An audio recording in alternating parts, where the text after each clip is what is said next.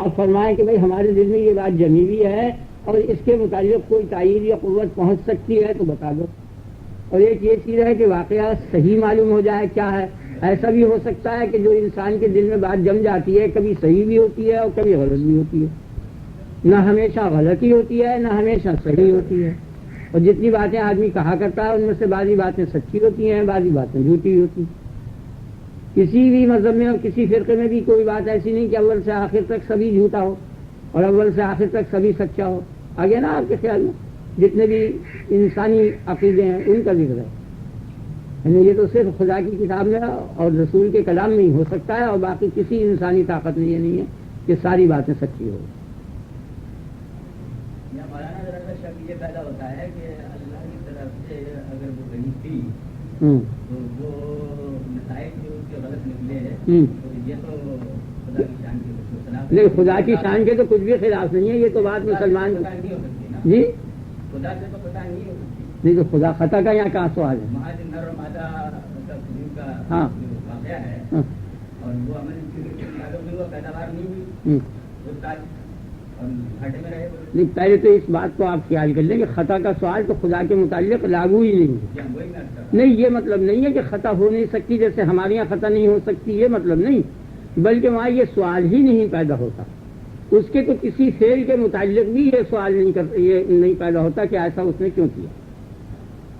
خدا تعالیٰ کے متعلق تو آپ نہیں کچھ بھی جو چاہے کریں مالک ہے.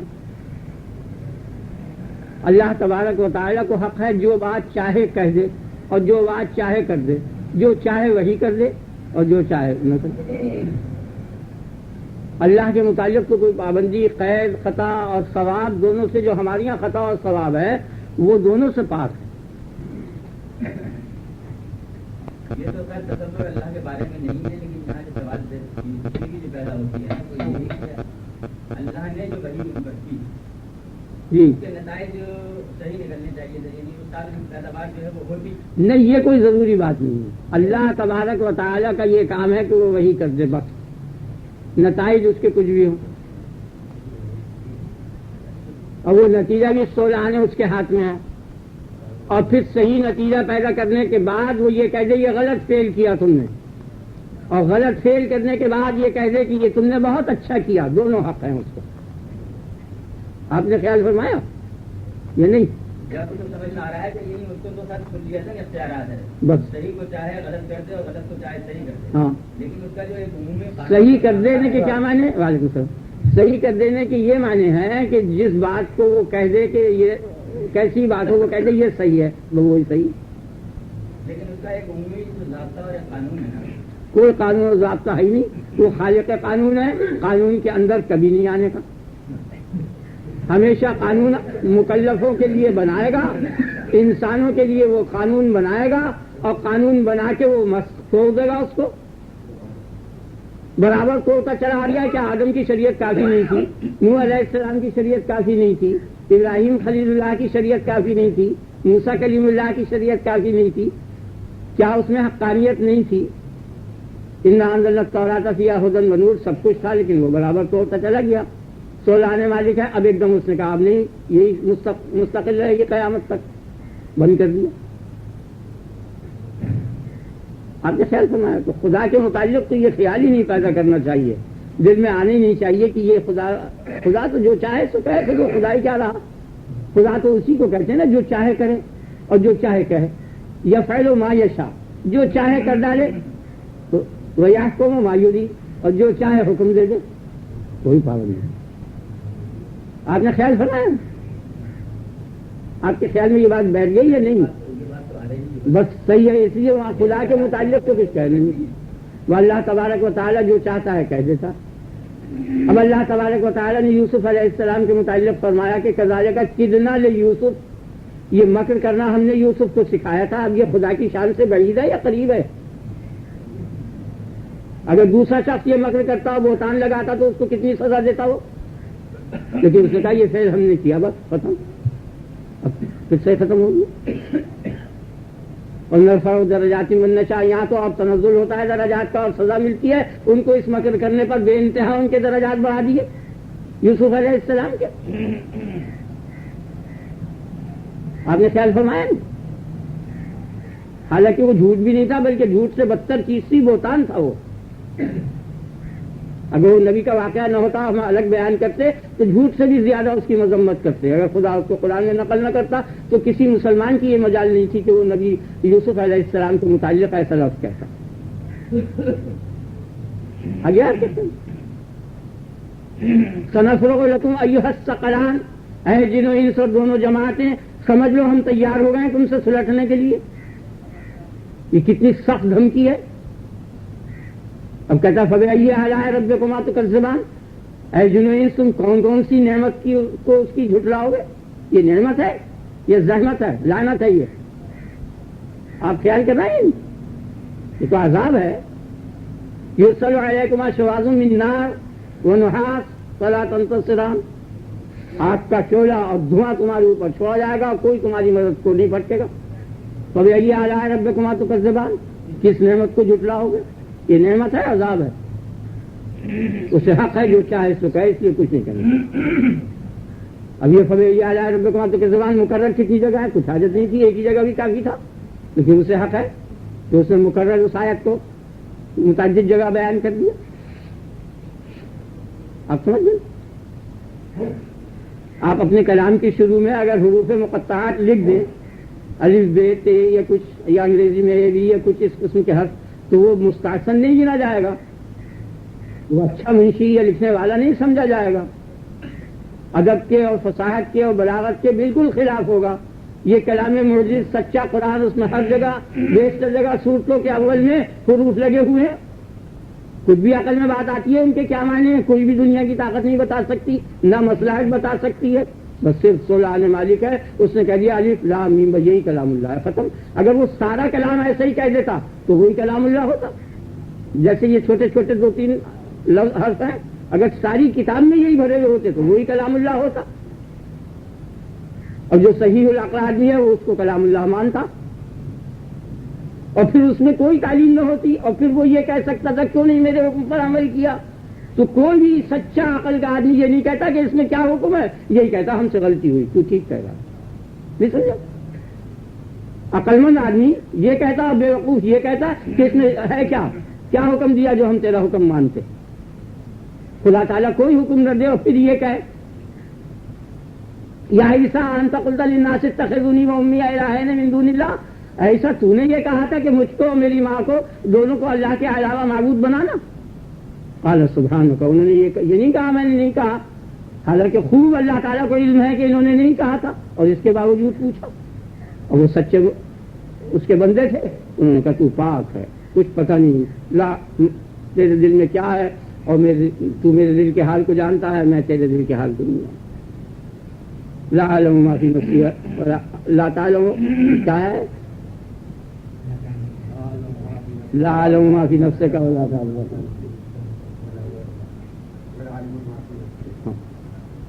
تو اللہ تبارک و تعالیٰ کے متعلق تو کسی مسلمان کی شرط نہیں ہے، بلکہ جو خدا کو جانتا ہے، خواہ وہ مسلم ہو یا غیر مسلم ہو، اس کے متعلق تو یہ تخیل ہی نہیں پیدا ہو سکتا کہ وہ اس نے ایسا کیوں کیا، کیوں کرتے ہی خدا ہونے سے خارج ہے۔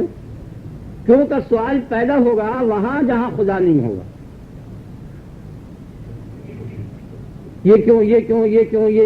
یہ سب اسباب میں ہوگا، کائنات میں ہوگا، مخلوقات میں ہوگا، خدا کے فعل کے متعلق یا قول کے متعلق یا حکم کے متعلق یا ذات و صفات کے متعلق کیا اور کیوں نہیں، دونوں چیزیں کہ کیا کیوں وضع ہوئے ہیں مکلفین کے لیے، اور یہ بھی اسی نے وضع کی ہیں، اور یہ اسے حق ہے جہاں چاہے کیا کیوں وضع کرے، جہاں چاہے نہ کرے۔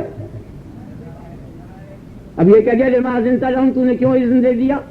اگر اذن اس سے قبل وہ اگر نبی کے اذن پر وہ نہ چلتے تو وہ مومن رہتے یا کافر رہتے؟ نبی نے ایک کام کا حکم دیا تم یہ کرو تو انہیں ماننا چاہیے تھا یا نہیں؟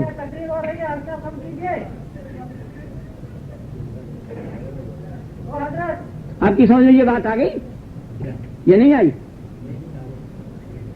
پھر لا یؤمنون حتی یحکموک، یہ ہرگز مسلمان نہیں ہونے کے، فلا وربک لا یؤمنون حتی یحکموک، خدا گواہ ہے کہ ان میں سے کوئی بھی مومن نہیں ہونے کا جب تک تجھ کو بالکل حکم نہ مان لے۔ اور انہوں نے حکم دے دیا، اجازت دے دی، اذن دے دیا۔ اس اذن کے بعد خود ہی کہہ رہا ہے لما اذنت لہم، کیوں تو نے اذن دیا؟ خدا کو حق ہے یہ. خود ہی کہے ایک بات کہ تم یہ کہہ دو، پھر خود ہی یہ کہے تم نے یہ کیوں کہا، تو نبی اور جتنے عاقل آدمی ہیں وہ یہ کہیں گے تو حق پر جو تو کہے وہ ٹھیک. قرآن جگہ جگہ دیکھ لیجیے بھرا ہوا ہے. اللہ تبارک و تعالیٰ نے فرمایا ان امہاتہم الا اللہ ولدنہم، مائیں تو وہ ہیں جو بچوں کو جننے والی. یہ لوگ جو بیوی کو ماں کہہ بیٹھتے ہیں اس موقع پر اس نے کہا کہ یہ ماں نہیں ہے، زہار کرتے ہیں. جو کہہ دیتا ہے کچھ دل کے غصے میں لڑائی میں بیوی کو میں تجھے ایسا سمجھتا ہوں جیسے تو میری ماں ہے یا ماں ہے میری، اس کے معنی یہ ہوتے ہیں کہ وہ تجھ سے الگ ہو گیا، طلاق کے معنوں میں وہ چیز ہوتی ہے. تو اللہ نے کہا کہ نہیں، ماں وہ ہے کہ جو بچے کو جنے. یہ بتا دیا اس نے کہ ماں اسے کہتے ہیں جو بچے کو جنے. اور پھر یہ فرمایا کہ وہ امہاتہم النبی اعلیٰ بالمؤمنین من انفسہم وازواجہ امہاتہم، نبی کو مومنوں سے ان کی ذاتوں سے بھی زیادہ محبت ہوتی ہے، اور اس کی بیویاں جو ہیں وہ مومنوں کی مائیں ہیں، حالانکہ انہوں نے جنا نہیں. حضرت عائشہ صدیقہ، حضرت خدیجہ وغیرہ یہ تمام جتنی امہات المومنین ہیں، انہوں نے مومنین کو کہاں جنا ہے، لیکن مومنین کی مائیں ہیں. تو خدا کو حق ہے جو چاہے کرے. تو خدا کے معاملے میں تو بولنا ہی نہیں چاہیے. خدا تو اسی کو کہتے ہیں کہ جس سمجھ میں آ گیا نا، بس تو جو چاہے وہی کرے، جو چاہے نہ کرے، ختم. وہی کرنے کے بعد منسوخ کر دے، منسوخ کرنے کے بعد پھر رائج کر دے. پہلے کعبے کی طرف سجدہ ہو رہا تھا، برابر مدت تک رہا، اس کے بعد وہ منسوخ ہو گیا. بیت المقدس کی طرف سجدہ ہوا، سارے مسلمانوں کے فرقوں کو وہ علم ہے اس کا. پھر بیت المقدس کی طرف بھی منسوخ ہو کر پھر کعبے کی طرف ہو گیا. اس کے بعد بھی اسے حق تھا، اگر اور وہ چاہتا تو پھر اس کو منسوخ کر کے کسی اور سمت کو کر دیتا، وہ کعبہ ہو جاتا. خدا کے متعلق نہ اس سے کوئی خدا کی توہین ہوتی ہے، نہ خدا کی خدائی میں فرق آتا ہے، بلکہ خدا کی خدائی پوری اسی سے معلوم ہوتی ہے کہ جو چاہے سو کہے اور جو چاہے سو کرے.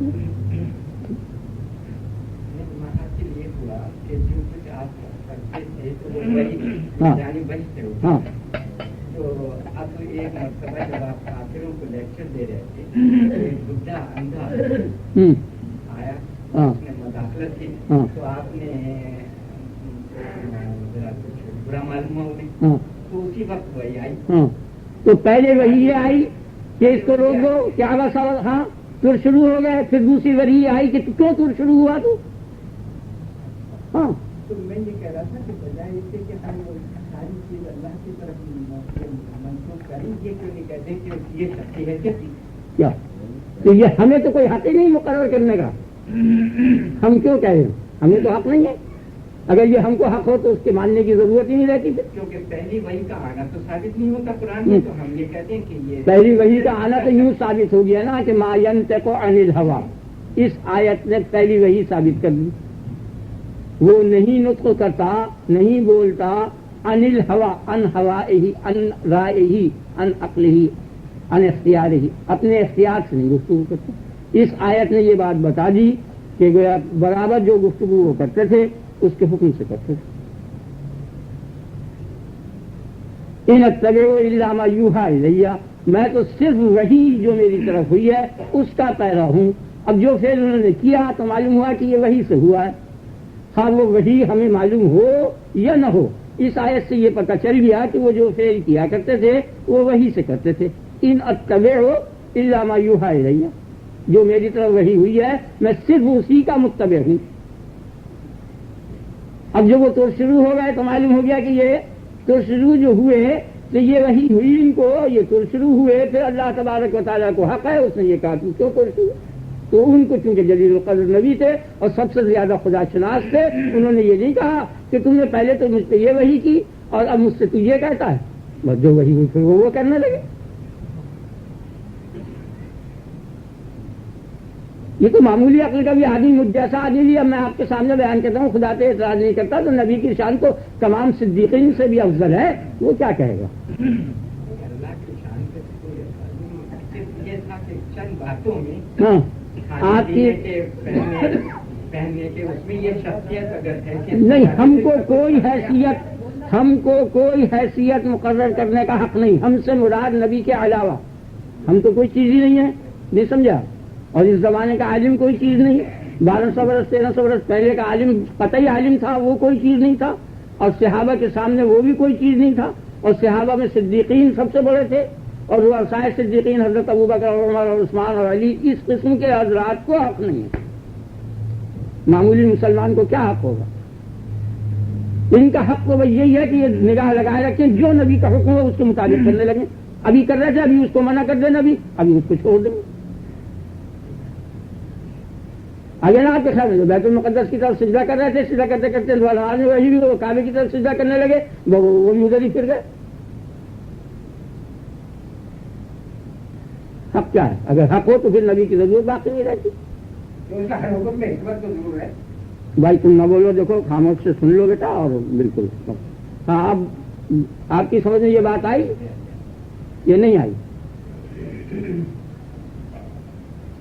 اب کوئی شک و شبہ تو باقی نہیں رہا، بس اپنی طرف سے کوئی دخل مت دینا۔ آپ کی سمجھ میں آ گئی نا؟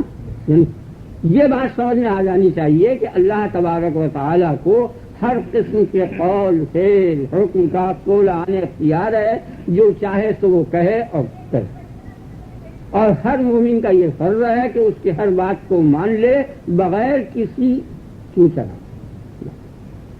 اگر کسی بات کی کسی قول کی حکمت اس کو معلوم ہو جائے، فبہا، نہ معلوم ہو کچھ حرج نہیں، کیونکہ اس نے حکمت معلوم کرنے کے ساتھ مکلف نہیں کیا۔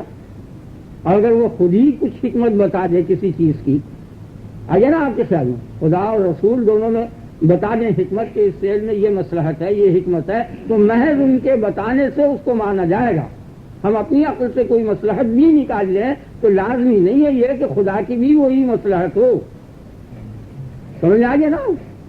جیسے خیرات بانٹتے ہیں، زکوٰۃ دیتے ہیں، تو ہماری عقل میں یہ آتا ہے کہ غریبوں کی حاجت پوری ہوتی ہے، ضرورت مندوں کی ضرورت پوری ہوتی ہے، یہ ہماری عقل میں یہ بات آتی ہے۔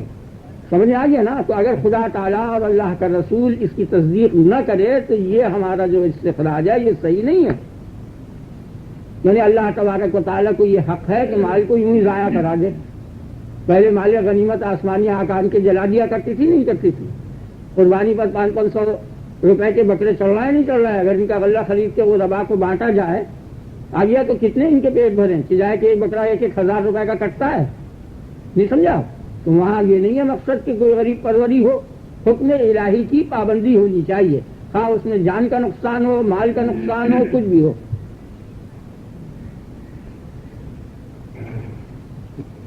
ہاں عقل کا نقصان ہو، کچھ بھی ہو، پرواہ نہیں اس کی۔ خدا کو کسی شے کی پرواہ نہیں، جو چاہے حکم دے دے۔ جہاد ہے، یہ تمام چیزیں ہیں، کیا ہے؟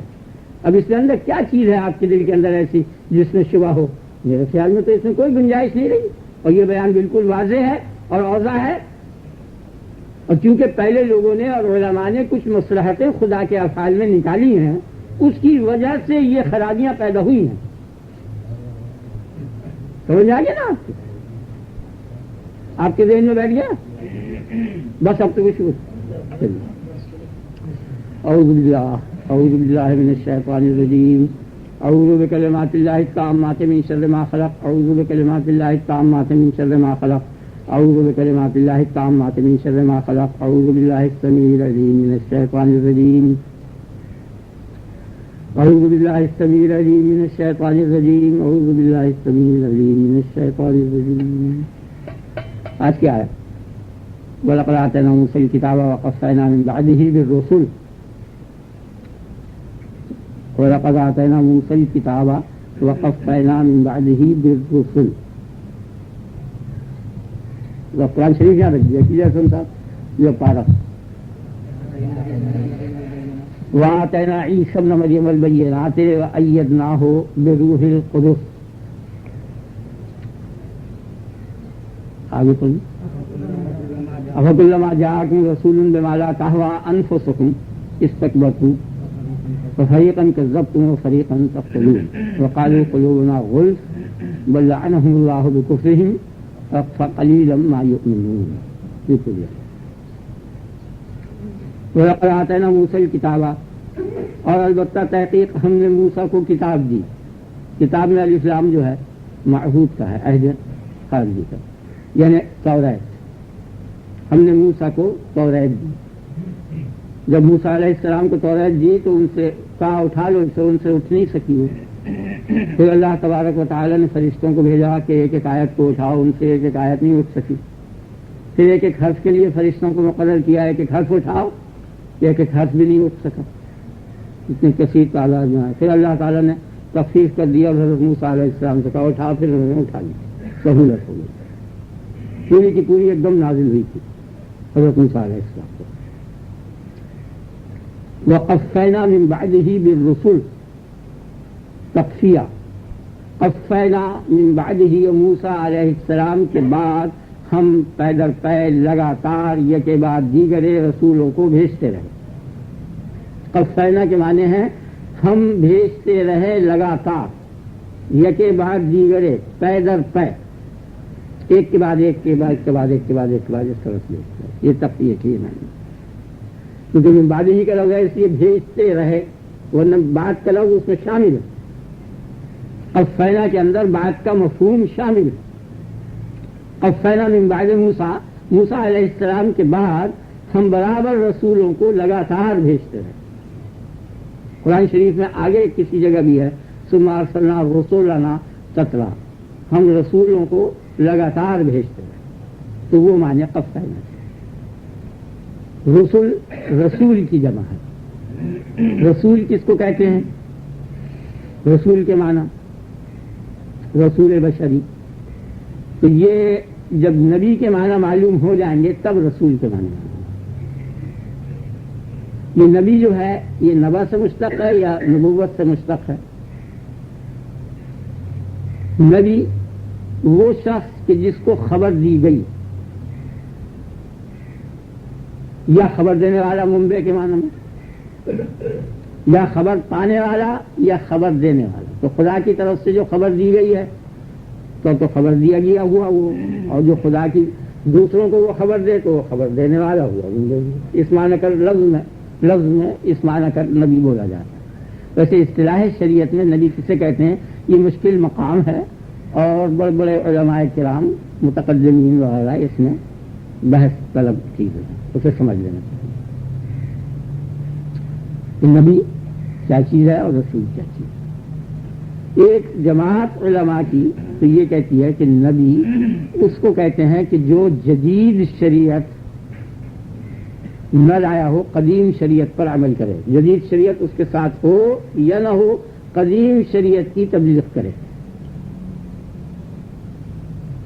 ایک جماعت یہ آپ سمجھ گئے، پہلے کوئی شریعت آئی ہوئی ہے کسی اور رسول یا نبی کی، اس کے اوپر ہی وہ عمل کر رہا ہے، اپنی ذاتی جدید شریعت نہیں لایا وہ نہیں، اور اپنی ذاتی بھی لائے لیکن پہلے پر عمل کرتا رہے تو اس صورت میں بھی وہ نبی ہی کہلاتا ہے. آگے آپ کے خیال نبی کے معنی جو قدیم شریعت کا عمل. بعض علماء کرام نے یہ فرمایا ہے کہ نبی اس کو کہتے ہیں کہ جس کے پاس کتاب نہ ہو، صاحب کتاب نہ ہو. صاحب کتاب کوئی اور پیغمبر ہو اور وہ بغیر کتاب کے اس کتاب پر عمل کرتا رہے، بغیر کتاب کا کہ تبلیغ کرے، وہ نبی کہتا ہے. بعض لوگ جو ہیں وہ یہ کہتے ہیں کہ نبی اس کو کہتے ہیں کہ جو وہی جس کو خواب میں ہو، بیداری میں نہ ہو.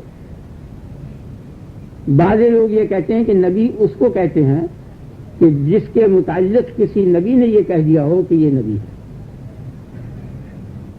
آپ نے خیال کیا تقریباً، اور ممکن ہے کوئی بات ہو جو میرے خیال میں یاد آئی تو میں بیان کر دوں گا، اور نہیں تو یہ کافی. یعنی جو صاحب کتاب ہو وہ تو رسول، اور جو صاحب کتاب نہ ہو وہ نبی. جو جدید شریعت قدیم شریعت کی تبلیغ کرے وہ نبی، اور جو جدید شریعت کی تبلیغ کرے خواہ اس کے ساتھ قدیم شریعت ہو یا نہ ہو وہ رسول. تو یہ دونوں باتیں جو ہیں، یہ بالرسول کا لفظ جو ہے ان دونوں چیزوں کی تصدیق کر رہا ہے، کیونکہ موسیٰ علیہ السلام سے عیسیٰ علیہ السلام تک موسیٰ اور تورات ہی پر عمل ہوتا چلا آ رہا ہے، اور اس میں کثیر تعداد میں انبیاء گزرے ہیں، یہ سب تورات پر عمل کرتے چلے آئے ہیں، اور ان سب کے متعلق اللہ تبارک و تعالی نے بالرسول کا لفظ فرمایا، یعنی ان کو رسول فرمایا. آپ کے خیال میں آئیے یہاں اس آیت سے یہ پتہ چلا کہ حضرت موسیٰ علیہ السلام کے بعد اور پھر آگے حضرت عیسیٰ کو خاص طور پر ذکر کیا کہ ان دونوں کے بیچ میں جتنے بھی انبیاء تھے ان سب کو اللہ تعالیٰ نے رسول کہا، اور حالانکہ وہ سب کے سب جو تھے ان میں سے سوائے حضرت داؤد علیہ السلام کے کوئی بھی صاحب کتاب نہیں، اور کسی سے اس خیال کی تبدیل ہو گئی۔ حضرت یعقوب علیہ السلام، حضرت اسماعیل، یہ سب صاحب کتاب نہیں تھے اور اس کے باوجود یہ رسول تھے۔ اب یہ ایک سوال یہ کہ جو لوگ کہتے ہیں کہ خواب میں نبی کو اگر وحی ہو تب نبی ہے اور بیداری میں ہو تو رسول ہے، یہ ایک قیاسی چیز ہے، اس کے متعلق کوئی قرآن و حدیث سے پتہ نہیں چلا کہ ایسے شخص کو نبی یا رسول کہا جا سکتا ہے۔ ویسے عقل کے یہ خلاف ہے، اس لیے کہ خواب کی وحی کی اگر تائید بیداری کی وحی نے نہیں کی تو وہ غیر معتبر ہے، کیونکہ عوام کو جو نبی نہیں ہے ان کو خواب میں وحی ہو سکتی ہے۔ آپ سمجھ گئے نا؟ یعنی خواب دیکھ سکتے ہیں، انسان یہ خواب دیکھ سکتا ہے جس طرح کہ میں جنت میں جا رہا ہوں، میں خدا سے باتیں کر رہا ہوں، ایسی باتیں خواب میں دیکھ سکتا ہے غیر نبی بھی۔ اگر باہر یعنی بیداری کے عالم میں خواب کی وحی کی تصدیق نہیں ہوئی تو وہ بیکار ہے، اور اگر بیداری کے عالم میں تصدیق ہو گئی تو پھر وہ نبی اس بیداری ہی کی وحی کی بنا پر ہوا، خواب کی بنا پر نہیں۔ ٹھیک ہے، آپ کے خیال میں آ گیا؟ جو لوگ یہ کہتے ہیں کہ خواب میں وحی ہو اسے تو نبی کہتے ہیں اور بیداری میں وحی ہو تو اسے رسول کہتے ہیں، تو یہ معنی میری سمجھ میں نہیں آئے، اور میں نے یہ بات آپ کے سامنے بیان کی کہ خواب کی وحی کا اعتبار جو ہے جب ہے کہ جب بیداری میں وحی ہو، اور بیداری کی وحی خواب کی وحی کی تصدیق کر دے تب تو وہ ٹھیک ہے، اور خواب کی خالی وحی جو ہے وہ غیر معتبر ہے، اس لیے کہ خواب میں معجزہ ممکن ہے ہر ایک شخص کے لیے۔ خواب میں خلاف عادت فعل کر سکتا ہے انسان، اور نبی ہو نہیں سکتا جب تک کہ وحی نہ ہو، اور وحی ہو نہیں سکتی جب تک کہ معجزہ نہ ہو۔ معجزے کے بغیر صاحب وحی کو یہ یقین نہیں ہو سکتا کہ یہ القاء ربانی ہے یا وسوسہ شیطانی، معجزہ تصدیق کرتا ہے۔ تو خواب میں معجزہ ہر شخص کے لیے ممکن ہے، اس لیے خواب کی وحی غیر معتبر۔ ہاں، بیداری کی وحی نے اگر تصدیق کر دی ہے تو ٹھیک ہے، تو پھر وہ نبی وہی ہوا کہ جس کو بیداری میں وحی کی۔ آپ نے خیال کیا؟ ایک معنی اس کی یہ بتائے گئے ہیں کہ جو نبی اگر کوئی اور نبی اس کی تصدیق کہہ دے کہ یہ نبی ہے تو گویا کسی نبی کے کہنے سے وہ نبی ہوگا، یہ بات بھی ٹھیک نہیں ہے، اس لیے کہ اس نبی کا کیسے پتہ چلا؟ اس نبی کی نبوت کے تو یہ معنی ہوئے کہ فلاں نبی نے اس کو نبی کہہ دیا، اب فلاں نبی کو کون کہے کہ یہ نبی ہے، اور پھر اس فلاں کو پھر اس فلاں کو تسلسل لازم آئے گا۔ نیز یہ قول جو ہے یہ دلیل نبوت ہے، نبوت کے معنی نہیں ہے۔ یعنی اگر نبی یہ کہہ دے کہ فلاں شخص نبی ہے تو مجرد اس کا کہنا دلیل بن گیا اس دوسرے شخص کی نبوت پر، لیکن نفس نبوت کے یہ معنی نہیں ہے۔ اس نبی کی شناخت کیسے ہوئی؟ آپ سمجھ گئے نا؟ تو لہٰذا نبی کی یہ اتنی تعریفیں مجھے معلوم ہوئی جو میں نے آپ کے سامنے بیان کر دی ہیں، اور یہ سب تعریفیں غلط ہیں یا غیر صحیح، ٹھیک ہے، اس میں فرق نہیں۔ اور یہ بات بالکل ظاہر ہے کہ جو رسول ہوگا وہ نبی قطعی ہوگا، رسول بشری، انسانی رسول میں ذکر ہے بس۔ اب صحیح بات کیا ہے؟ قل انما انا بشر مثلکم یوحی الی، کہہ دے میں تمہارا ہی ایسا ایک بشر ہوں۔ اب بعض لوگ ایسا ہی تمہارے معنی کہہ دیتے ہیں نا کہ یہ اب ان لوگوں سے کیا بحث کی جائے گی، انما انا بشر مثلکم، یعنی انا کو الگ کر دیا اور ما انا بشر مثلکم کے بعد میں نہیں ہوں بشر تمہارے جیسا، ماں کو نہ ٹھہرا کے، اور یہ ترجمہ جو لوگوں سے سنا ہے میں نے بعض لوگوں سے، تو اب اس قسم کی لوگوں سے تو پھر گفتگو نہیں ہو سکتی نا۔ تو انما انا بشر مثلکم یوحی الی، مثلکم تک بشریت کی، فرق یہ ہے یوحی الی، میری طرف وحی کی جاتی ہے، تو وحی کو مابین فرق قرار دیا گیا۔ نبی اور غیر نبی میں فرق کرنے والی چیز وحی ہے، اور وحی کیا چیز ہے؟ وحی اللہ کا کلام ہے، اللہ جس بشر سے کلام کرے بس وہ کلام ہی وحی ہے۔ ما کان لبشر ان یکلمہ اللہ، کوئی بشر اس لائق نہیں ہے کہ اللہ تبارک و تعالی اس سے کلام کرے کسی طریقے سے، الا وحیا، یا تو وحی مگر وحی کے ذریعے، اور من وراء حجاب یا پس پردہ، اور یرسل رسولا فیوحی باذنہ ما یشاء، یا وہ ایک پیغمبر رسول کو بھیج دیتا ہے اور وہ اس کے حکم سے اس کی منشا کے مطابق اس کے دل میں وحی ڈال دیتا ہے. وہ یہ 3 طریقے ہیں اس کے کلام کرنے کے. یا تو بلا لفظ کے معنی کا القاء کر دیتا ہے دل میں براہ راست، یہ تو وحی ہوئی الا وحیان، اور من وراء حجاب یا پس پردہ، یہ ایسا ہے جیسے کہ کلام ہو رہا ہے، کلام کرنے والا دکھائی نہیں دے رہا، آواز سنی جا رہی ہے، جیسے حضرت موسیٰ علیہ السلام کو ہوا. حضرت موسیٰ علیہ السلام نے خدا کا کلام سنا تو یہ کلام بھی وحی تھا.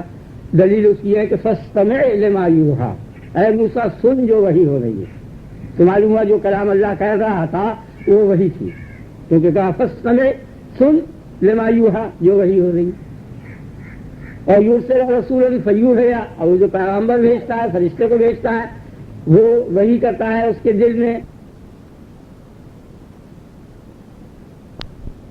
کیونکہ کہا فاستمع، سن، لما یوحیٰ، جو وحی ہو رہی ہے. اور یرسل رسولا فیوحی، اور وہ جو پیغمبر بھیجتا ہے، فرشتے کو بھیجتا ہے، وہ وحی کرتا ہے اس کے دل میں، اس کے حکم سے، اس کی منشا اور مشیت کے مطابق. تو جبریل علیہ السلام کا آنا ہوا. تو یہ وحی کی 3 قسمیں قرآن نے بتائی ہیں. ان 3 قسموں کے ذریعے انبیاء پر وحی ہوتی ہے، اور یہ تینوں وحیاں ہیں، اور اسی وحی کا نام کلام رکھا اللہ نے. یہ اللہ کا کلام.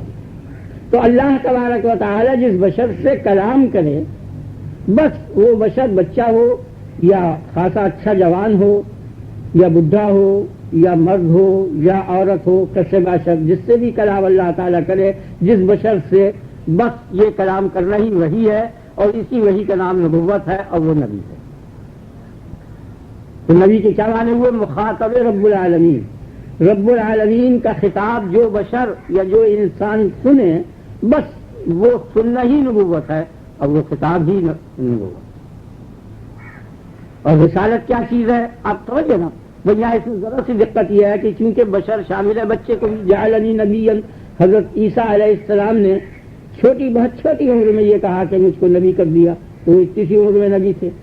وآتیناہ الحکم صبیا، حضرت یحییٰ علیہ السلام کو فرمایا کہ ہم نے اس کو نبوت دے دی بچپن کی حالت میں، یعنی وہ کوئی 5-7 برس کے ہوں گے، وہ بھی بچہ ہی کہلاتا ہے، یعنی نابالغ کی صورت. اور حضرت عیسیٰ تو بہت ہی چھوٹے تھے، وہ پنگورے میں تھے یا ماں کی گود میں تھے، اس وقت بھی نبی. اور بعض نبی ایسے کہ ان کو زیادہ عمر میں ہوا. لیکن جب یہ معنی عام ہو گیا کہ خدا تعالیٰ جس بشر سے کلام کرے وہ نبی ہے، تو اس میں صرف ایک دقت ہے ذرا سی. وہ یہ ہے کہ عورت سے اگر کلام کرے تو عورت بھی نبی ہو گئی. تو یہ پچھلے 800 سال کے جو علماء ہیں، 800-700 برس کے علماء، ان کے نزدیک نبی عورت نہیں ہو سکتی. باقی متقدمین کے نزدیک ہو سکتی ہے، اگر آپ کے خیال میں. اور یہی بات صحیح ہے کہ نبی وہ ہے جس سے اللہ تعالیٰ کلام کرے. بس ان 3 ذریعوں میں سے یا وحی بھیجے، یا پس پردہ اس کو سنا ہے، یا اپنا پیغمبر فرشتہ بھیج کر اپنے احکام اس کو بتائے. تو وہ جس کے پاس بھی یہ احکام بھیجے گا، خواہ وہ کوئی بھی ہو، اس میں عورت بھی شامل ہے، وہ بھی نبی ہوگی. اور میں نے آپ کو بتا دیا کہ یہ عورت کی نبوت کا مسئلہ متقدمین اسلام کیا موجود ہے. پچھلے علماء کرام نے اس کو منظور نہیں کیا، یا ان کو متقدمین کی یہ روایت اور حکایت نہیں پہنچی، متقدمین علماء کی. اور ان کی دلیل جو ہے وہ بھی عنقریب بتا دیتا ہوں. صرف یہ ہے وما ارسلنا من قبلک الا رجالا، ہم نے تجھ سے پہلے نہیں بھیجا مگر مردوں کو. اس آیت کے علاوہ اور کوئی دلیل نہیں. تو یہ رجال جو مردوں کے معنی میں ہے، یہ اصل میں ارسلنا کی صفت ہے، ارسلنا کا خاصہ ہے. رسالت یعنی وصف رسالت تو مردوں ہی کے لیے ہے. رسالت کے معنی یہ ہے کہ پہلے نبی ہوا، یعنی خدا کا مخاطب بنا، پھر یا موسیٰ یا عیسیٰ یا ابراہیم، بس مجرد یہ خطابی نبوت ہے. اب اس کے بعد حکم ہوا ہے فعل ولا تفعل، یہ کر اور یہ نہ کر، اور یہ احکام تم تبلیغ کر دو اور پہنچا دو لوگوں کو. تو یہ احکام کا پہنچانا یہ رسالت ہوا. تو رسالت کیا شے ہوئی؟ وہ وحی ثانی کہ جس میں تبلیغ احکام ہو، اور جس وحی میں تبلیغ احکام نہیں ہے وہ رسالت نہیں. بات سمجھ آ رہی ہے آپ کیا بول صاحب؟ جیسے ہمارے نبی صلی اللہ علیہ وسلم کو غار حرا میں تشریف لائے حضرت جبریل علیہ السلام اور انہوں نے کہا کہ اقرا، بس مجرد وہ نبی ہو گئے یہ کہتے ہی اقرار اسم ربک الذی خلق، یہ آیت تبلیغ کی. مجرد اس کے بیان کے اس آیت کے پڑھنے کے بعد اور اس اقرا کے بعد اور ان کی وہی حضرت جبریل علیہ السلام کی تشریف آوری کے بعد آپ نبی ہو گئے. لیکن رسول کب ہوئے؟ وَأَنذِرْ عَشِيرَتَكَ الْأَقْرَبِينَ، اپنے قرابت دار قبیلے کو ڈرا پہلے. جس وقت یہ آیت نازل ہوئی تبلیغ کر ڈرا یا بشارت دے، اس وقت رسول ہو گیا. نہیں اس سے قبل بہت کافی دن تک نبی رہے وہ رسول نے. وَكَمْ أَرْسَلْنَا مِن نَبِيٍّ فِي الْأَوَّلِينَ، وَكَمْ أَرْسَلْنَا مِن نَبِيٍّ یعنی کم من نبیٍ ارسلنا، بہت سے نبیوں کو ہم نے بھیجا اگلے زمانے میں. اس کے معنی یہ ہے کہ پہلے تو نبی موجود تھے اور پھر ان نبیوں کو انتخاب کر کے رسول بنا کر قوموں پر بھیجتا رہا اللہ تعالیٰ. اس آیت سے یہ پتہ چلا. لیکن یہاں یہ دقت ہے کہ اللہ تبارک و تعالیٰ نے یہ فرمایا کہ ما ارسلنا من قبلک من رسول ولا نبی. اس آیت سے یہ پتہ چلتا ہے کہ رسول اور نبی دو چیزیں ہیں. معتزلہ کا عقیدہ یہ ہے کہ نہیں، رسول اور نبی ایک ہی چیز ہے. لیکن اس آیت سے یہ پتہ چلتا ہے کہ رسول الگ چیز ہے، نبی الگ چیز ہے. اور ایک حدیث شریف میں یہ آیا ہے کہ آپ سے پوچھا گیا کہ نبی کتنے تھے، آپ نے 1,24,000 فرمایا. رسول کتنے تھے، آپ نے 313 بتائے. تو اس حدیث سے یہ پتہ چلتا ہے کہ رسول اور نبی الگ الگ ہیں. اور اس آیت سے یہ پتہ چلتا ہے کیا جائے نا دل بیٹھ گئے. اور عام طور پر اب رسول اور نبی کے فرق میں دقت ہوگی. وہ فرق میں نے آپ کو بتا دیا کہ یہ فرق ہے اس کا کہ پہلی وحی جو ہے وہ تو نبی کی ہے اور دوسری وحی جو ہوگی تبلیغ کی وہ تبلیغ کی بنا پر نبی رسول ہوگا. اگر تبلیغ نہیں ہوئی اور کچھ دن وہ یوں ہی رہا یا سارے عمر امکان ہے اس کا ہمیں نہیں پتا کہ ایسا ہوا یا نہیں ہوا تو اس وقت تک وہ نبی رہا. یہ معنی ہو سکتے ہیں. سمجھ آئیے نا. اب یہاں یہ دقت ہے کہ ایک جماعت یہ کہتی ہے کہ عورت نبی نہیں ہو سکتی کیونکہ یہ ناقص عقل ہے. متاخرین کی یہ ناقصات عقل ہے کیونکہ رسول اللہ صلی اللہ علیہ وسلم نے فرمایا کہ تم ناقصات عقل دین ہو. تمہارا دین بھی ناقص ہے اور عقل بھی ناقص ہے. عقل کے ناقص ہونے کے تو یہ معنی ہے کہ تمہاری شہادت آدھی ہے، یہ دو عورتیں مل کر ایک مرد کی شہادت کے برابر ہوں گی. اور دین کے ناقص ہونے کی یہ معنی ہے کہ نماز 15 دن تک ایام حیض میں ان سے جاتی رہتی ہے. یہ معنی نقص دین کے ہیں. اور شہادت کے ناقص ہونے کی بنا پر یہ معنی نقص عقل کے ہیں. ناقصات عقل یہ دو چیزیں آپ کی سمجھ آئیے نا. اس بنیاد پر متاخرین علماء نے یہ خیال کیا کہ یہ عورت میں قابلیت نہیں ہے نبی بننے کی. اس بنیاد پر حالانکہ نبی بننا اور چیز ہے، رسول بننا اور چیز ہے. رسول بننے میں دقت ہے، لوگوں کو تبلیغ کرنے میں عورتوں میں کمزوری ہوتی ہے، وہ نہیں پہنچا سکتی ہیں کام کو اور خلافت کے کام نہیں سنبھال سکتی. لیکن خدا کا خطاب سننے میں کوئی تکلیف کی ضرورت نہیں. ان کو وہ تو گھر بیٹھے سن سکتی ہیں، اس لیے خدا کا خطاب سننے میں کوئی دقت نہیں. جیسے حضرت مریم علیہ السلام اذ قالت الملائکۃ یا مریم ان اللہ اصطفاک وطہرک واصطفاک علی نساء العالمین، یہ ان سے خطاب ہوا، فرشتوں نے یہ کلام کیا. اور وہ ہے فارسلنا الیہا روحنا، ہم نے مریم کے پاس اپنی روح کو بھیجا. یعنی حضرت جبریل گئے، انہوں نے نفخ روح کیا حضرت عیسیٰ علیہ السلام کا. تو حضرت جبریل کا آنا اور ملائکہ کا یہ گفتگو کرنا یہ سب علامتیں جو ہیں نبوتی کی ہیں. کسی کو نبوت کہتے ہیں. ہاں رسول نہیں ہے. اگر یہ کہا جائے کہ رسول اور نبی ایک چیز ہے تو میں آگے بتاؤں گا آپ کو کہ اس میں پھر کیوں کر بچیں گی یہ اس کی ترکیب کہ کیا دقت ہے. آپ کے سمجھ میں یہ بات آ گئی یا نہیں آئی کہ عورت جو ہے وہ خدا کا خطاب سن سکتی ہے، خدا کے خطاب کی تبلیغ نہیں کر سکتی. اگر خدا کے خطاب کی تبلیغ وہ کرے تو اس میں بے شک یہ دقتیں پیدا ہوں کہ جو ہوا کرتی ہیں. تو ہمارا سلام قبل کا الا رجال کی یہ معنی ہے کہ خدا کے احکام کی تبلیغ کرنے کے واسطے ہم نے مردوں ہی کو مقرر کیا تھا. لیکن خدا کے احکام سننے کے لیے جس طرح مرد ہیں اسی طرح عورتیں ہیں.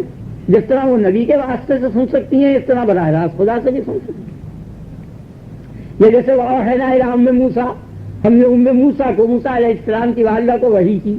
تو ہمارے ہاں کے متاخرین علماء اس کو الہام کہتے ہیں.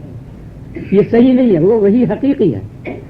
الہام جو ہوتا ہے وہ ظنی ہوا کرتا ہے. یعنی فَأَلْهَمَهَا فُجُورَهَا وَتَقْوَاهَا، الہام کیا نفس کو فجور کا بھی اور تقوی کا بھی. تو الہام فسق کا بھی ہوتا ہے اور تقوی کا بھی ہوتا ہے. اور جو شے فسق کو شامل ہو وہ قطعی نہیں ہو سکتی، اس لیے الہام قطعی نہیں ہو سکتا۔ اب یہاں جو وحی ہوئی ہے ام موسیٰ علیہ السلام کو، یہ قطعی ہے، اس لیے کہ آپ غور کر کے دیکھیں کتنی صاف و واضح بات ہے، اس سے آپ کو سہولت ہو جائے گی کہ انہوں نے قتل فرعون کے قتل کرنے کے ڈر سے اس کو دریا میں پھینکا ان کو، تو فرعون کے قتل کے خوف سے اور موت تک بڑا لمبا زمانہ ہے،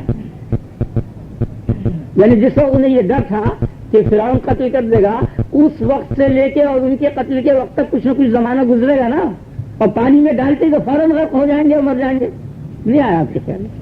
اس میں تو قطعی موت ہے، اور اس میں زمانہ ہے جو بتدریج گزر رہا ہے، تو بتدریج گزرنے میں امکان ہے بچنے کا، نہیں آیا آپ کے خیال میں؟ آپ سمجھ گئے نا؟ تو یہ تو ظنی الموت ہے، اور غرق کرنا قطعی الموت ہے، اور انہوں نے اس قطعی فعل کو اختیار کر لیا، جس فعل سے ڈر رہی تھی ان کی موتی سے تو ڈر رہی تھی، موت کے منہ میں دے دیا، نہیں آیا آپ کے خیال میں؟ ذہن میں بیٹھ گیا نا، تو معلوم ہو گیا کہ یہ وحی کے ذریعے یہ فعل ہوا ہے، اور الہام چونکہ ظنی چیز ہے اس کے ذریعے نہیں ہو سکتا۔ اس لیے ام اسحاق علیہ السلام، ام موسیٰ علیہ السلام، ام عیسیٰ علیہ السلام، یہ حضرات انبیاء تو ہیں مگر رسول نہیں۔ اب یہاں ایک بات رہ جاتی ہے کہ رسول کا لفظ، نبی کا لفظ اللہ اور اللہ کے رسول نے ان کے متعلق فرمایا یا نہیں؟ ذہن میں بیٹھا؟ یعنی ایک چیز سمجھ میں تو آ رہی ہے کہ یہ خطاب، یہ چیز جو خطاب اللہ کا ہو کسی کو، وہ نبی ہے، لیکن شریعت نے، اللہ اور اللہ کے رسول نے عورتوں کے متعلق نبی کا لفظ فرمایا یا نہیں؟ اگر اللہ اور اللہ کے رسول نے نبی کا لفظ استعمال نہیں کیا تو اس لفظ کا استعمال کرنا صحیح نہیں، وہ مانن وہ نبی ہو۔ اب میری بات سمجھ گئے نا؟ یعنی ایک بات حق ہو اور صحیح ہو، لیکن اس کا شرع سے ثبوت نہ ملے، یعنی اللہ کے کلام میں نہ پایا جائے، رسول اللہ صلی اللہ علیہ وسلم کے کلام سے نہ ثابت ہو، تو وہ چیز شرعی نہیں کہلائے گی، وہ پھر عقلی ہو جائے گی، قیاسی چیز ہو جائے گی۔ وہ قیاس کا تقاضا تو یہ ہے نا کہ جس بشر پر رہی ہو وہ نبی ہے، تو خواہ وہ چھوٹا بچہ ہو اور یا وہ ہوشیار بچہ ہو یا جوان ہو یا عورت ہو، کسے باشد سب نبی ہو گئے، تو اس کے متعلق آپ نے وذکر فی الکتاب مریم، شروع صورت ہے اذ نادى ربه نداء خفیا کافا یا عین صاد ذکر رحمت ربک عبدہ زکریا۔ حضرت زکریا سے یہ حضرت مریم کی صورت شروع ہوئی، پھر اس کے بعد حضرت یحییٰ کا قصہ آیا، پھر اس کے بعد حضرت ابراہیم کا قصہ آیا، رسول فی کتاب ابراہیم انہ کان صدیقا نبیا، پھر اس کے بعد انبیاء کا ذکر ہو رہا ہے، رسول فی کتاب موسیٰ، رسول فی کتاب ادریس، برابر انبیاء کا ذکر کرتے کرتے کرتے کرتے آخر میں کہتا ہے اولئک الذین انعم اللہ علیہم، اولئک الذین انعم اللہ علیہم، یہ وہ حضرات ہیں کہ جن پر اللہ کا انعام ہے، یہ اللہ کے انعام یافتہ حضرات ہیں۔ اب یہاں جن آدمیوں کا ذکر ہوا وہ سب کے سب موجود ہیں، اس میں حضرت مریم بھی شامل ہے، من النبیین، اور یہ کون ہے؟ من بیانیہ ہے، یہ نبی ہے، تو چونکہ قرآن شریف کی آیت ہے اولئک الذین انعم اللہ علیہم من النبیین من ذریۃ آدم، تو نبی کا لفظ جو ہے ان تمام کے لیے آ گیا۔ اب اگر یہ کہا جائے کہ ان تمام مردوں کے لیے ہے جتنے اوپر مرد مذکور ہیں، عورت اس سے نکل سکتی ہے، عورت کا استثناء کر دیں، عورت کو نہ شامل کریں، تو عورت کا اولئک کا جو صیغہ ہے اور لفظ ہے مذکر کے لیے ہے، یعنی اولئک وہ لوگ جو مذکر ہیں، نر ہیں، اور اس سے مؤنث کو اگر خارج کر دیں تو اس سے بڑی خرابیاں لازم آتی ہیں، تو میں آگے بتاتا ہوں آپ۔ پہلی چیز تو آپ یہ سمجھ لیں اچھی طرح سے کہ اولئک الذین انعم اللہ علیہم، انعام یافتہ میں تو کم سے کم وہ شامل ہیں۔ انعام یافتہ کون ہے؟ اولئک الذین انعم اللہ علیہم من النبیین، آپ سمجھے نا، والصدیقین والشہداء والصالحین، نبی، صدیق، شہداء اور صالحین، یہ چاروں انعام یافتہ ہیں، لیکن یہاں اس کا ظاہر اظہار کیا کہ کون سے انعام یافتہ، انعام یافتہ صدیق بھی ہے، شہید بھی ہیں، صالح بھی ہیں، تو کہا من النبیین، یہ وہ انعام یافتہ ہے کہ جو نبی ہیں۔ تو انعام یافتوں میں مریم علیہ السلام شامل ہیں، اگر ان کو انبیاء سے خارج کریں گے تو انعام یافتوں سے بھی وہ خارج ہو جائیں گے۔ اس کے علاوہ اولئک کا اگر لفظ سے عورت کو نکال دیا جائے گا تو اولئک مبرؤون مما یقولون، یہ جو صفائی حضرت عائشہ صدیقہ رضی اللہ عنہ کے لیے ہوئی ہے، اس میں ایک مرد ایک عورت چیز سب کو بری کیا تو ملائکہ کی طرف سے حضرت عائشہ صدیقہ خارج ہو جائے.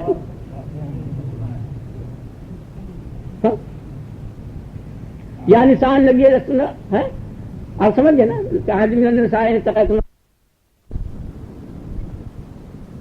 بالقول فيطمع الذي في قلبه مرض وقلنا قولا معروفا ومن يقنط منكن لله ورسوله وتعمل صالحا نؤتها اجرا مرتين وأعتدنا لها رزقا كريما. يا نساء النبي لستن كأحد انما يريد الله ليذهب عنكم الرجس اهل البيت. انما يريد الله ليذهب عنكم الرجس اهل البيت. اے اہل بیت، اللہ تعالیٰ یہ چاہتا ہے کہ نجاست کو تم سے دور کر دے اور لے جائے. تو انکم، کم کا صیغہ جو ہے وہ مذکر کے لیے انکن نہ ہونا چاہیے. آگے نا آپ کے خیال میں. اور بالاتفاق حضرت فاطمہ صلوات اللہ علیہ شامل ہے اہل بیت میں، تو وہ خارج ہو جائیں گے مذکر پر اگر مشتمل ہوا. خیال میں آ گیا نا. تو جس طرح سے ہم وہاں سے اولئکہ سے اور انکم سے ان کو نہیں نکال سکتے، اسی طرح یہاں نکالنے کی بے جا ضرورت نہیں کہ یہاں سے حضرت مریم کو نکال ڈالیں. خیال میں آ گیا نا. تو مطلب یہ ہے کہ نبی ان کا لفظ جو ہے شامل ہے ان. اور ایک حدیث شریف میں یہ آیا ہے کہ مردوں میں سے تو بہت سے کامل ہیں اور عورتوں میں سے کم ہیں. تو وہ کمال در حقیقت نبوت ہی کا ہے، کیونکہ عورتوں کے کمال کی جو قلت ہے تو اس کمال سے مراد یا تو کمال نبوت ہے. اب یہ بات میں کہہ رہا ہوں، آپ غور کریں اس پر. کمال یا تو نبوت کا ہے یا نبوت کے نیچے جو درجہ ہے صدیقیت وغیرہ اس کا کمال ہے. اگر اس کمال سے مراد کمال نبوت ہے تو یہ ٹھیک ہے، اس کے معنی چسپا ہوتے ہیں کہ بہت سے مرد جو ہیں وہ نبی تھے، کمال بمانا نبوت ہوگی، اور عورتیں نبوت سے تعداد میں بہت کم ہیں. اور اگر یہاں کمال سے مراد کوئی اور کمال ہے علاوہ نبوت کے، تو نبوت سے نیچے کا جو کمال ہے وہ صدیقیت ہے. تو تمام صحابیات صدیقہ ہیں. آپ سمجھ گئے نا اچھی طرح سے. یہ نہیں تو ان کی قلت نہیں ہے، ان کی تقریباً مساوات ہے مردوں سے. نا اچھی طرح سے. تو اس لیے اتنے دلائل سے یہ پتہ چلتا ہے، اور مجھ کو متقدمین کی کتابوں سے یہ معلوم ہوا کہ وہ لوگ بھی عورت کی نبوت کے قائل تھے، لیکن مجھے اس کی تلاش تھی کہ جب تک رسول اللہ صلی اللہ علیہ وسلم یا اللہ تبارک و تعالی نبی کا لفظ عورت پر اطلاق نہ کرے وہ معنی صحیح ہو. معنی میں تو کوئی شبہ ہی نہیں کہ فرشتے ان سے ہم کلام ہوتے تھے. جبریل علیہ السلام ان کے پاس آئے، نفخ روح کی اور ہر وقت گویا ان کی مدد کی، ہر طرح سے گویا بات چیت رہی، کوئی شک. فبشرناہا باسحاق، ہم نے بشارت دی ان کو اسحاق کی، اسحاق کو. یہ ہم نے بشارت دینے کے بعد کیا ہے؟ یہ وہی فرشتے کو بشارت دے رہے تھے. حضرت ابراہیم خلیل اللہ کے دور میں وہ فرشتوں سے ان کی بھی ہم کلامی ہے. بہرحال نبی جو ہے وہ خطاب ربانی سننے کے قابل ہے، یہ معنی ہے. اس معنی میں عورت کے لیے نبوت میں کوئی حرج نہیں. اور اس کے باوجود بھی اگر کوئی ایسی حدیث شریف مل جائے کہ جس کے متعلق یہ، جس کے معنی یہ ہوں، قرآن شریف میں تو کوئی آیت نہیں. قرآن شریف کی تو اس آیت سے یہ پتہ چلتا ہے کہ عورت نبی ہے. لیکن اگر کوئی ایسی حدیث مل جائے جس حدیث سے عورت کی نبوت کی نفی ہو تو پھر وہ حق ہوگا اور یہ سب قیاس رہ جائے گا ہمارا. نہیں سمجھا؟ یہ نہ حق ہو جائے گا. نا. اور جو دلائل عقلی لوگ بیان کرتے ہیں یہ اپنے قیاس سے ان میں کوئی جان نہیں ہے، جو میں نے آپ کے سامنے بتایا کہ وہ ناقص عقل ہیں. تو نقصان عقل کیا ہے؟ آدھی شہادت. اب غور کیجیے، بڑی عجیب بات ہے. آپ سنا ہے نا یہ نہیں آدھی شہادت. اب دیکھیے 3 صدیق اگر شہادت دے دیں، لولا یاتو علیہ باربعۃ شہداء، کیوں نہیں 4 شاہد لائے؟ 4 شاہدوں کی شہادت، معمولی مسلمان 4 شاہد شہادت دے دیں تو وہ شہادت اللہ کے نزدیک حق ہے اور صحیح ہے. لیکن اگر 3 دیں، 4 سے کم ہوں، 3 2 1، تو ہر صورت میں ان کے 80 کوڑے لگیں گے اور شہادت غیر معتبر ہوگی. تو اگر 3 صدیق شہادت دے دیں تو ان کی شہادت معتبر نہیں، تو شہادت ناقص ہے. وہ تو ناقص شہادت ہونے سے شاہد کا ناقص ہونا نہیں لازم آیا. یہ بات سمجھانے کی ہے. خزیمہ بن ثابت انصاری تھے، انہوں نے یہ شہادت دے دی کہ رسول اللہ صلی اللہ علیہ وسلم نے جو کچھ دینا تھا ان کو وہ دے دیا. ایک شخص قرض خواہ آیا، اس نے کہا کہ آپ میرے پیسے دیجیے. انہوں نے کہا آپ نے فرمایا میں دے چکا. تو اس نے کہا شاہد لاؤ. تو آپ نے جماعت کی طرف متوجہ ہو کے فرمایا کوئی ہے گواہ؟ تو خزیمہ نے یہ کہا کہ حضور آپ نے دے دی. تو قصہ ختم ہو گیا. آپ نے بعد میں اس سے پوچھا کہ تم وہاں تھے نہیں اس مجلس میں، تم کیسے شہادت دے دی تم نے؟ تو انہوں نے کہا کہ حضور آپ اتنی دور کی باتیں کرتے ہیں عرش سے پرے کی اور قیامت کی اور جنت کی اور دوزخ کی جو بالکل ہمارے سامنے نہیں ہوتی. جو بات آپ کہتے ہیں ہم اس کی تصدیق کرتے ہیں. وہ کہتے ہیں کہ ٹھیک کہہ رہے ہیں آپ. اب آپ نے کہا 2 روپے مجھے دینے تھے, میں نے دے دیے تھے, اتنی معمولی بات کی تصدیق کرنے میں تو آپ نے فرمایا کہ ٹھیک ہے کہ ڈبل شہادت تیری. اگر خزیمہ اکیلا شہادت دے تو دوسرے کی شہادت کی ضرورت نہیں, ڈبل شہادت یاد رکھ. تو شہادت ڈبل ہو گئی تو چاہیے یہ کہ یہ بہت بڑے آدمی ہو جائے, حالانکہ ابو بکر عمر سے ان کا درجہ کم ہے. یاد شہادت کے ڈبل ہونے سے شاہد کا ڈبل ہونا لازم نہیں آیا. اسی طرح شہادت کے ناقص ہونے سے شاہد کا ناقص ہونا لازم نہیں آیا. شہادت کا نقصان اور چیز ہے اور شاہد کا نقصان اور چیز ہے. اب ناقصات دین کی سنیے, یہ بھی غلط فہمی ہے. ارے تم کو 30 دن طہارت رہتی ہے, تم 30 دن کی نماز میں جو تم کو ملے گا وہ ان کو دوران طہارت میں جو کچھ ملتا ہے وہ 15 دن میں وہ مل جائے گا. کوئی کمی نہیں ہوگی, کیونکہ ان المسلمین والمسلمات والمؤمنین والمؤمنات والقانتین والقانتات والصادقین والصادقات والصابرین والصابرات والخاشعین والخاشعات والمتصدقین والمتصدقات والصائمین والصائمات والحافظین فروجهم والحافظات والذاکرین اللہ کثیرا والذاکرات. خیال رہے گا والذاکرین اللہ کثیرا یعنی مرد کو بہت ذکر کرتے ہیں نا, ان کو طہارت کا ٹائم زیادہ ملتا ہے. والذاکرات وہاں کثیر نہیں کہا, یہ نہیں کہا والذاکرات کثیرا, وہاں والذاکرات قلیلا کثیرا کے برابر ہے, اس لیے ان کو وہی ملے گا. کیا جائے گا ان کا وہی درجہ ہے. اور رسول اللہ صلی اللہ علیہ وسلم کے زمانے کی جو عورتیں تھیں ان عورتوں کے مقابل میں بعد کے جتنے میں ایک وقت مرد اولیاء اللہ ہیں صفر محض ہیں, کوئی حقیقت ہی نہیں رکھتے. صحابیات کے درجے میں تمام غوث تمام ابدال کوئی حیثیت نہیں رکھتے. تو اب ہم کامل دین ہیں, آگے نا آپ کے خیال میں مرد ہے, مرد ہونا کامل دین ہے, تو چاہیے کہ حضرت فاطمہ ہے, حضرت خدیجہ, حضرت عائشہ اور صحابیات سے ہمارا درجہ بڑھ جائے.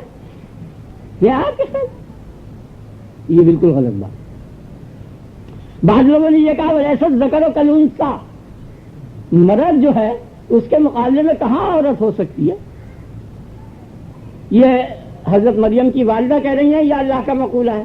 بہرحال یہ آیت ہے ولیسا ذکر ہو کل انسا, یعنی ولیسا الانسا کا ذکر. یہ معنی عورت کو کہاں مرد کا درجہ نصیب ہے.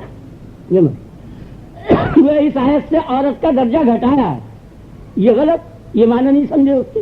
ولیسا ذکر و کل انسا, وہ جو کہہ رہی تھی میں نے منت مانی ہے اور بہت شرمندہ ہو رہی تھی کہ خدا کے سامنے منت کے اندر ایسی چیز پیش کرتی کہ جو بہت اچھی ہوتی ہے نر, اور وہ ہو گئی مادہ, تو ان کو ایک ذرا سی خجالت سی ہوئی. تو اللہ تبارک و تعالیٰ کہہ رہا ہے ولیسا ذکر و کل انسا, تو کس خیال میں کیوں گھبرا رہی ہے؟ اگر بچہ جنتی تو اس درجے کا کہاں ہوتا نہیں. اس بچی کے مقابلے میں اگر ذکر جنتی تو اس انسا کا مقابلہ کہاں کر سکتا تھا؟ وہ ذکر نبی نہیں ہو سکتا تھا, یا کم سے کم درجے میں عوام کے نزدیک صدیقہ نہیں ہو سکتا.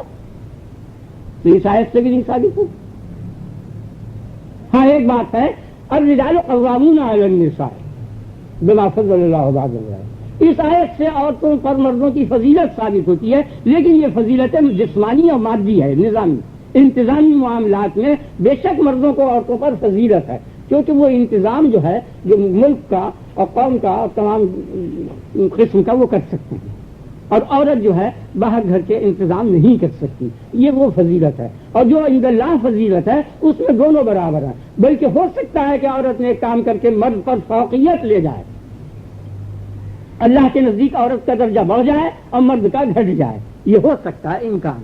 خیال رکھیں جو فضیلت اللہ کے نزدیک ہے اس میں تو یہ احکام ہے, ان احکام کی جو پابندی کرے گا, جو میں نے آپ کے سامنے آیت پڑھی کہ ان المسلمین والمسلمات والمؤمنین والمؤمنات سب کے لیے عبد اللہ لهم مغفرۃ ومغفرۃ اللہ, خدا نے ان کے لیے عبد مغفرت سب کے لیے برابر ہے, کچھ فرق نہیں. بلکہ امہات المومنین جو ہیں آپ سمجھ لیں ان کا درجہ جو ہے وہ مردوں سے فائق ہے. مانیں گے یہ بات, امہات المومنین کے واسطے تمام اصحاب رسول اللہ صلی اللہ علیہ وسلم سے ان کا درجہ فائق ہے. جو اہل سنت والجماعت کے نزدیک حضرت ابوبکر افضل ہے, اہل شیعہ کے نزدیک حضرت علی افضل ہے, لیکن قرآن یہ بتا رہا ہے کہ یہ افضل ہے. ومن یقنط منکن للہ ورسولہ وتعمل صالحا نؤتها اجرها مرتين. نبی صلی اللہ علیہ وسلم کی بیویوں کو ہے وہ متعلق ہے کہ جس نے اطاعت کی اللہ کی اور اللہ کے رسول کی اور نیک کام کیے ہم ان کو ڈبل حصہ دیں گے. دوہرا حصہ ہے ان کا. تو امہات المومنین کا دوہرا حصہ ہے اور باقی جتنے اصحاب ہیں ان کا اکیرا حصہ ہے. تو ڈبل حصہ ہونا دلیل ہے ذیلیت افضلیت کی. چل جائے گا نا. تو امہات المومنین جو ہے وہ تو مردوں سے بھی زیادہ فائدہ ہیں, ان کا تو کچھ ٹھیک نہیں. وازواجہ امہاتہم, اور ہر مومن پر ماں کی تعظیم فرض ہے. تو انبیاء ہیں, آپ سمجھ گئے نا. تو امہات المومنین پر تمام اصحاب رسول اللہ کی تعظیم کرنی فرض ہوگی, تب کی وہ معظم ہوگی. تو عورت کا درجہ ناقص جو ہے یہ اس کے سمجھنے میں غلطی ہوئی ہے. وہ فطرت میں اور ان چیزوں میں کمزور ہونا اور بات ہے. اسی وجہ سے ان کے ذمے باہر کا انتظام نہیں رکھا گیا, اور باہری کے انتظام میں یہ خلافت ہے اور باہری کے انتظام میں رسالت ہے. اس لیے نہ عورت خلیفہ ہوگی, نہ بادشاہ ہوگی, نہ رسول ہوگی. باقی خدا کا خطاب سننے میں کوئی حرج نہیں. اور اس کے باوجود بھی اگر یہ کسی حدیث سے ثابت ہو جائے کہ عورت نبی نہیں, یہ نام نہیں رکھنا چاہیے, وہ ٹھیک ہے اگر نبی صلی اللہ علیہ وسلم کا فرمان ہوا ایسا. باقی ان آیتوں سے اور ان حدیثوں سے اور ان مضمونوں سے یہ پتہ چلتا ہے. میں کہتا ہوں عقلی طریقے پر کہ یہ جو نبوت ہے یہ اصل میں خاصہ انسانی ہے, خاصہ تذکیر نہیں ہے. یعنی یہ مردانگی کا خاصہ نہیں ہے, نرپن کا خاصہ نہیں ہے. کیونکہ نرپن جو ہے انسان اور حیوان میں مشترک ہے, کیونکہ حیوان بھی نر و مادہ ہوتا ہے, انسان بھی نر و مادہ ہوتا ہے. تو نر کا حادثہ نہیں ہے نبوت اور رسالت. آپ سمجھ گئے نا؟ نہیں سمجھنا. یہ خاصہ انسانی ہے. انسانیت مشترک ہے عورت مرد دونوں میں, نرپن مشترک نہیں ہے. نہیں سمجھا؟ اور اگر یہ خاصہ نر کا ہوتا تو نر مشترک تھا انسان اور حیوان میں, تو حیوان میں بھی نبوت جو ہے اس کی بیشتر ہوتی. حالانکہ یہ بات نہیں تھی. لہذا یہ پتہ چل گیا کہ یہ خاصہ اصل میں بشری ہے. تو بشری خاصے سے ایک صنف کو خارج کر دینا یہ بالکل گویا بظاہر یہ معلوم ہوتا ہے کہ یہ عقل کے خلاف ہے. آپ سمجھیں, عقل کا تقاضا یہ ہے کہ خاصہ انسانی میں دونوں کو شریک کیا جائے. جو اہم ترین نعمت تھی وہ مخاطب رب العالمین بننے کی تھی. اس سے اگر ایک جماعت میں نکل گئی, بڑی جماعت پاتی, تو گویا ایک بڑی نعمت سے محروم ہو گئی. نہیں, ان میں بھی ایک دو ضرور ہیں جو خدا کا خطاب سنتے ہیں, اور یہ تو قرآن و حدیث سے ثابت ہے کہ وہ مخاطب رب العالمین ہے. گفتگو سے اتنے لفظ میں ہے کہ آیا یہ خطاب اور اس وحی کے بعد ان کو نبی کا لفظ کہا جا سکتا ہے یا نہیں. آگے نا خطاب میں کسی کو بھی اختلاف نہیں, اور نہ کوئی اختلاف کر سکتا ہے. جو کرے تو وہ سمجھو کہ جو بھی کچھ سمجھ جو چاہو سمجھ لو. آگے نا آپ کے خیال, کیونکہ قرآن شریف بھرا پا ہوا ہے جگہ جگہ جگہ جگہ حضرت مریم کا قصہ, حضرت موسیٰ کا, حضرت اسحاق کا وغیرہ وغیرہ. آگے آپ پھر آپ دیکھیے کہ اگر آپ مثلا ڈاکٹر ہے وہ ادویات کی فہرست لکھتا ہے, ٹھیک ہے, انجینئر ہے وہ ان پرزوں کی فہرست لکھتا ہے. آپ سمجھ رہے ہو, ریڈیو والے ہیں وہ ریڈیو کی تمام جتنے قسم کی, ہر جگہ آپ دیکھیں گے جس کام کی لائن کی چیز ہوگی تو اس کی فہرست میں وہ اس کے مناسب اجزاء ہوں گے. وہ چیزیں ہوں گی چھوٹی بڑی یا مختلف ڈیزائن کی, یا وہ چیزیں ہوں گی جن کا ان چیزوں سے علاقہ ہوگا. یعنی ٹھیک ہے نا. اور شربت کی فہرست ہے, شربت کی فہرست لکھتے چلے جائیے, اور فہرست لکھتے لکھتے آپ اس میں قفل لکھ دیں, شربت شربت فلاں, اور آگے نیچے چل کے قفل لکھ دیں. یہ کوئی ایسی چیز لکھ دیں کہ جو شربت کے خلاف ہو تو وہ غیر معقول ہو, یا نہیں. اب فہرست انبیاء یعنی صورت انبیاء کی کیا معنی؟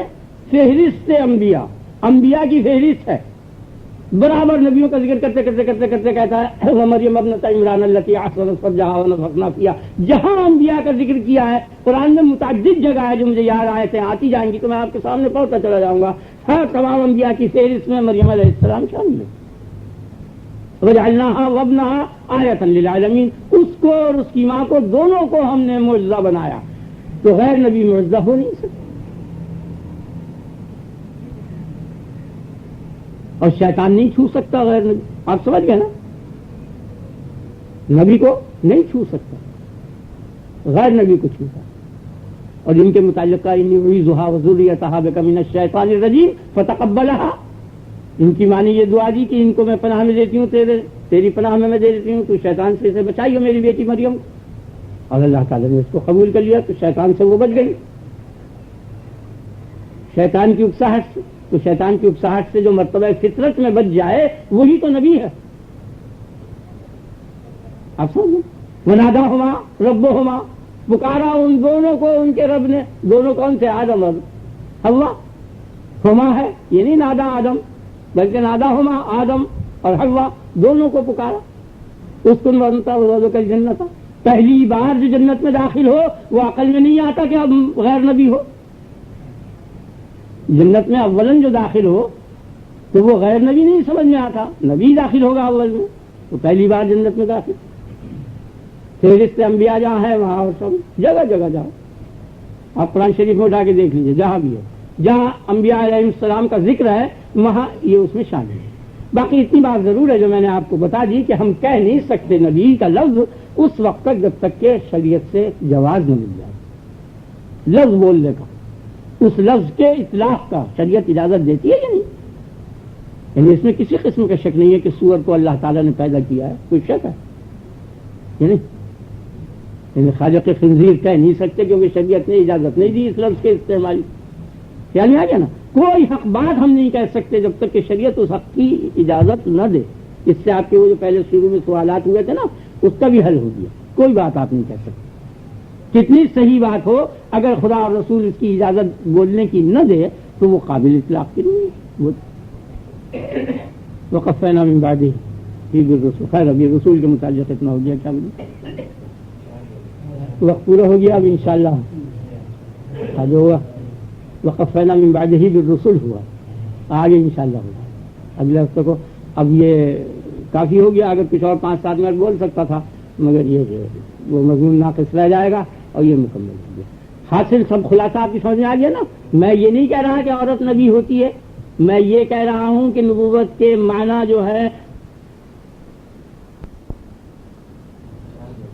وقت پورا ہو گیا. اب انشاءاللہ جو ہوا وقفینا من بعدہ بالرسول ہوا، آگے انشاءاللہ ہوگا اگلے ہفتے کو.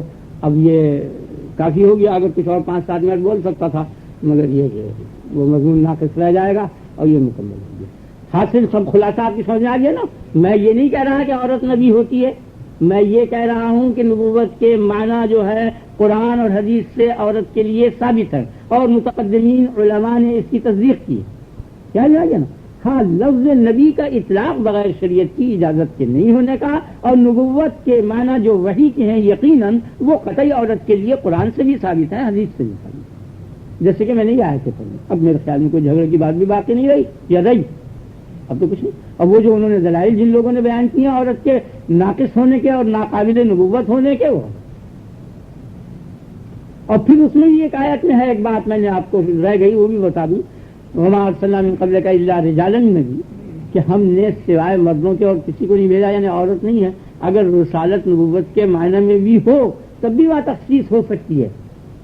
جیسے وَلَقَدْ أَرْسَلْنَا مِن قَبْلِكَ رُسُلًا وَجَعَلْنَا لَهُمْ أَزْوَاجًا وَذُرِّيَّةً، ہم نے تجھ سے پہلے رسولوں کو بھیجا اور ان کی بیویاں بھی تھی اور اولاد بھی تھی.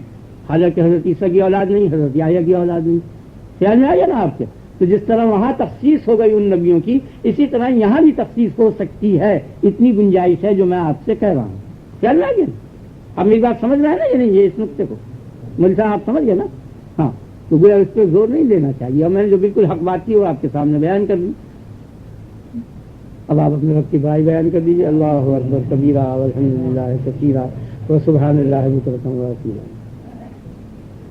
اللہ اللہ سبحان اللہ وبحمدہ سبحان اللہ العظیم لا الہ الا انت سبحانک انی کنت من الظالمین. اللهم صل على نبينا ومرشدنا ومولانا محمد وآله وأصحابه أجمعين. اللهم بارك على محمد وعلى آل محمد كما باركت على إبراهيم وعلى آل إبراهيم إنك حميد مجيد. اللهم إنا نسألك العفو والعافية في الدنيا والآخرة. اللهم إنا نسألك اليقين. اللهم إنا نسألك اليقين. اللهم إنا نسألك اليقين. ربنا اغفر لنا ولإخواننا الذين سبقونا بالإيمان ولا تجعل في قلوبنا غلا للذين آمنوا ربنا إنك رؤوف رحيم. سبحان ربك رب العزة عما يصفون وسلام على المرسلين والحمد لله.